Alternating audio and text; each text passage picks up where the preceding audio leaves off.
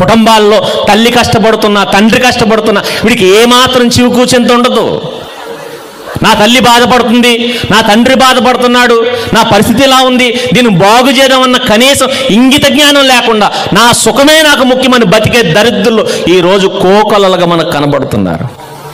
పనికెళ్తాడు, వాడి సంపాదించింది వాడికి సరిపోదు, తాగుడే తాగుడు. ఒకప్పుడు ద్రాక్షారసం తాగితే మత్తెక్కేదట. ఈరోజు ఎవరికైనా ద్రాక్షారసం తాగితే మత్తెక్కుతుందా? ద్రాక్షారసం నుంచి ఏమైంది?